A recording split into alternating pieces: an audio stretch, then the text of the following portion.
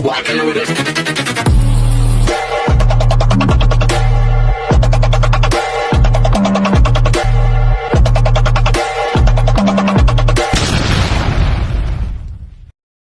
Hi everyone! Good evening! I'm back! It's your Mama Sam dito sa Sam Sam TV. Kamusta naman kayo mga amigo, amiga, kumare at kumpare? Sana lahat kayo ay okay na okay ngayong araw na to. Syempre ko ako naman ang tatanungin nyo, kita naman ninyo ang beauty ng Mama Sam ninyo. Fresh overload. Charot! So kagigising ko lang. Naloka ako dahil nga sa tawag dito, pagod ako kanina. So, naglinis-linis ako ng bahay. Ramdam ko kasi yung pagod ko nung after ng songkran. Syempre, para kami binugbog. Alam mo yun, yung lakad doon, lakad dito, punta doon, punta dito, rampa doon, inom dito, inom doon.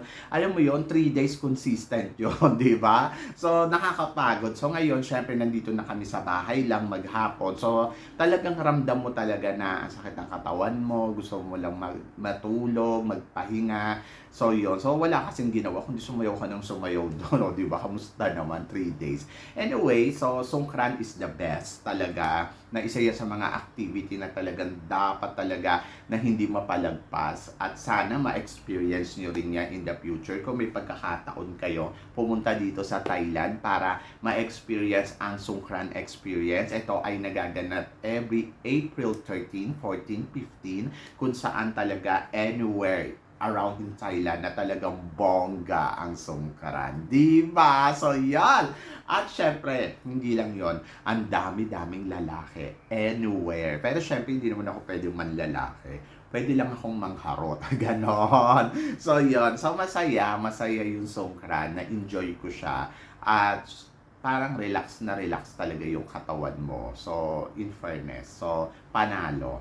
At syempre, mas panalo ang pag-uusapan natin ngayon kasi nga syempre, itong mga nakaraang araw ay nagkaroon nga ng fashion show ang mga girls ng Miss Universe Philippines doon sa Wuling Fashion Show, kung saan namili sila ng top 5. Syempre, ang intriga ay wala nga ang ating ibang kandidata na malalakas dito sa top 5. Pero syempre, you have to understand na this is a competition. Doon na sa Miss Glow talaga may mga kandidata din na wala, na katulad nilang ni Stephanie Hanson, and then si Christy Magcari, wala sila doon, hindi sila nabigyan ng special award. Pero alam mo yung feeling na sobrang git-gitan talaga yung labanan, di ba? So ngayon, wala sila Miss Bacoor, wala sila Miss swerte lang Miss Baguio kasi na-consistent talaga siya sa competition na alam mo yun, yung bawat challenge. So anyway, good job, di ba? So ngayon, ang tanong ng lahat, Mama Sam,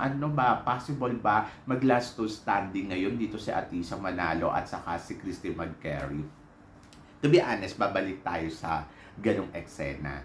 So sa simula ng competition, nakita naman natin si Atisa Manalo na consistent talaga from the beginning until end. Pero guys, hindi kayo dapat maalarma kasi sa totoo lang, sa bawat challenge talaga, kailangan alerto ka. Kailangan nandoon na mapapansin ka talaga. Kasi competition to eh. Kailangan kuha mo lahat, kabig mo lahat.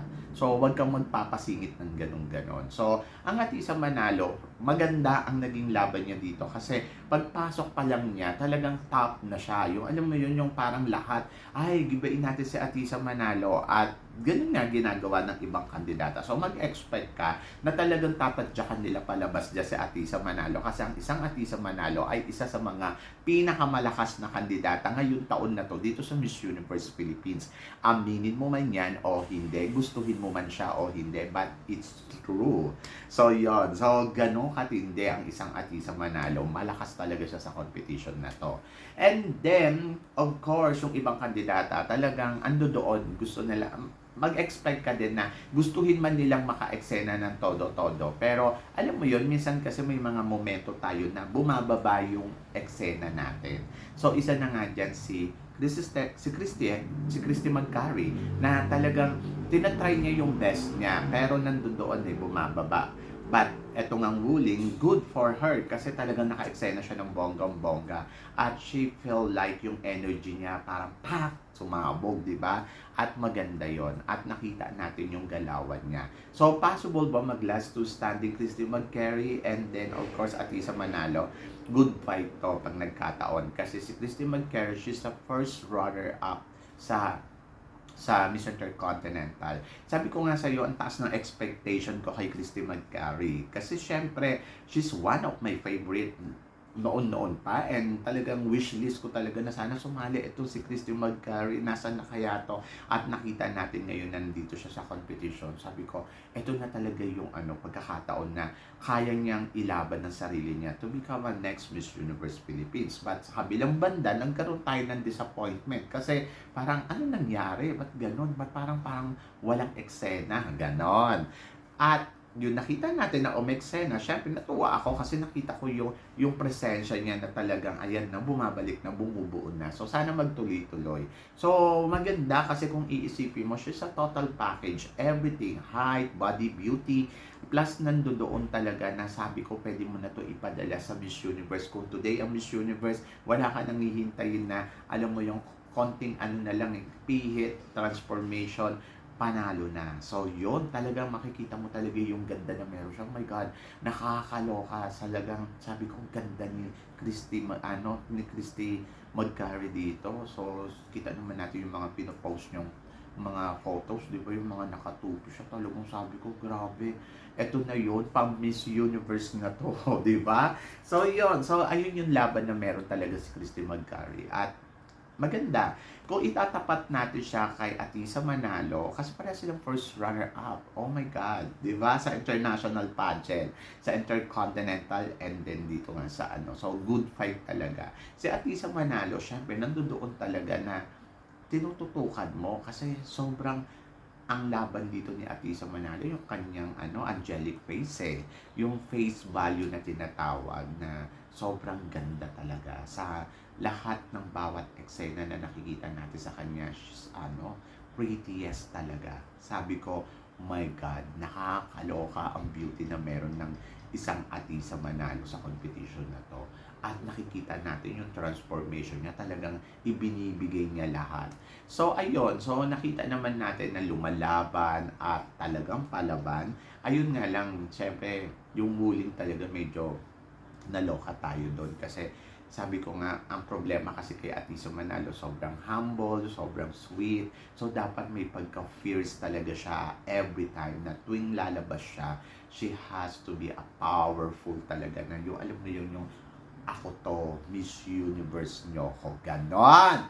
Kasi syempre magandang eksena, imaginein mo, ipapackage mo siya sa Miss Universe, a first runner-up sa Miss International, nandirito ngayon sa Miss Universe, ano ang ipapakita niya.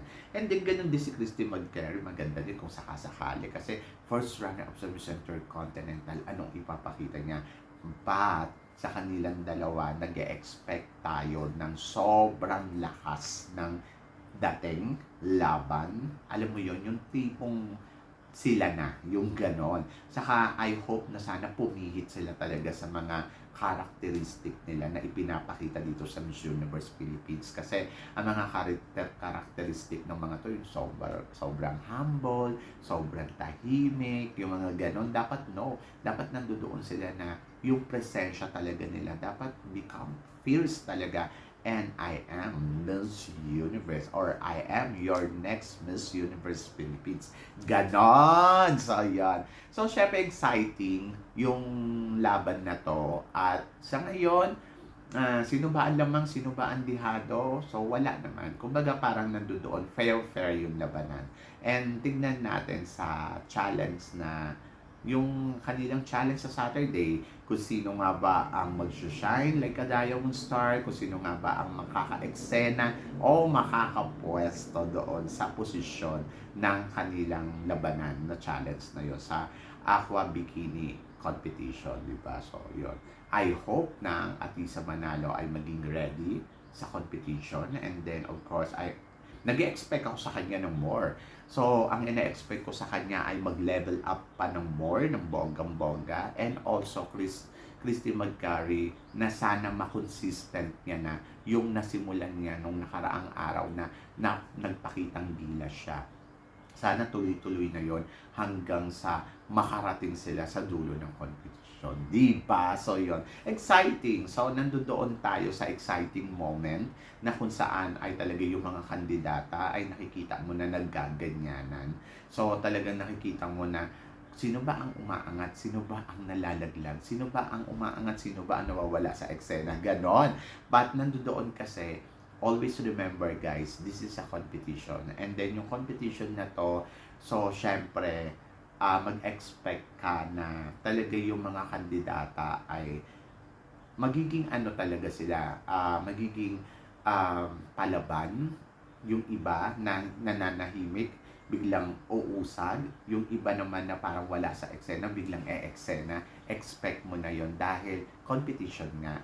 So, bawat competition, syempre, talagang doon mo aalamin sino nga ba ang lamang, sino nga ba ang mawawala sa eksena. Diba? So, are you excited? Kasi ako, yes, sobrang excited ako para sa competition nila sa Miss Universe Philippines. And then, tignan natin kung sino nga ba ang makakaangat sa mga susunod na araw. So, yun guys. So, please, guys, comment below kung ano ang chika mo dito sa mga pinag-uusapan natin. And of course, i-click mo rin yung notification bell para lagi kang updated, syempre, sa aking mga chika. Sabi ng ganon, always keep smiling lang and always think positive para chill-chill lang ang labanan. At maniwala ka sa itaas, walang imposible sa kanya. Diba? So guys, hanggang dito na lang. Hanggang sa muli nating chikahan!